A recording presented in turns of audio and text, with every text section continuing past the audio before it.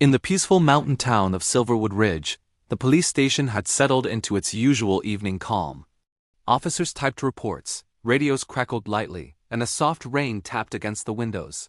But everything changed in an instant. The front doors burst open and Officer Daniel Reyes staggered inside, covered in mud, shouting, "Help! Echo's hurt, he's not breathing!" Every officer froze. Echo, their strongest canine, their most loyal partner, was carried in Daniel's trembling arms, motionless. Daniel laid him on the floor, whispering, "Come on, buddy.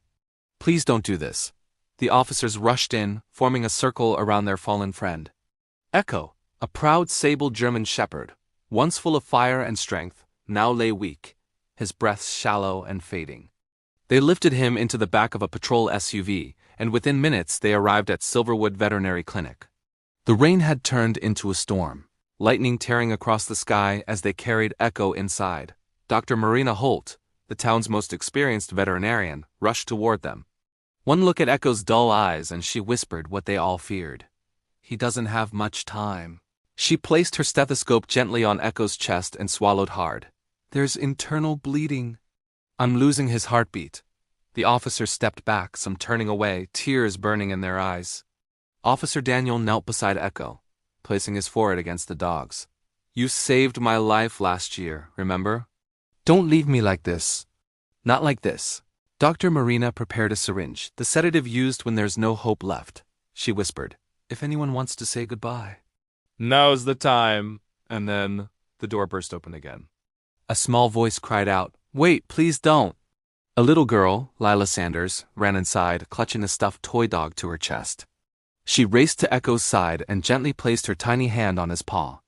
"Echo, it's me," she whispered. "You protected me.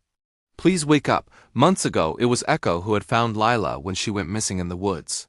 He kept her warm through the freezing night, refusing to leave her side until officers found them." Lila's mother tried to pull her back, but Echo's paw suddenly twitched, just barely holding the little girl's hand.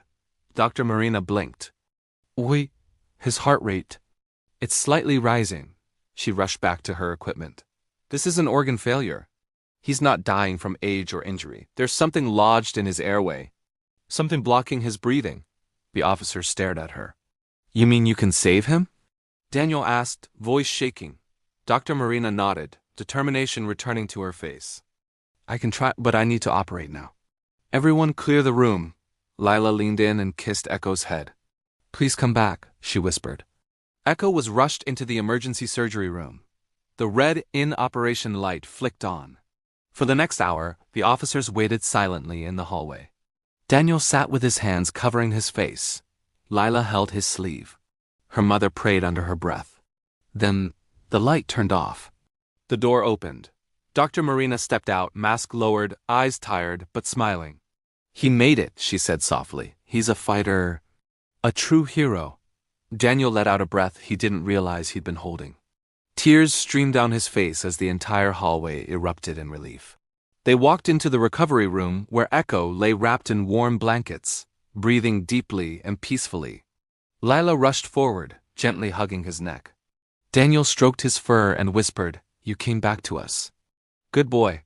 Echo's eyes fluttered open, just enough to see the people he had protected his whole life. His tail gave one slow, grateful wag. And everyone knew. Heroes don't always wear badges. Some walk on 4 legs. Some give everything they have, even when their voice is silent. And some, like Echo, never stop fighting for the ones they love.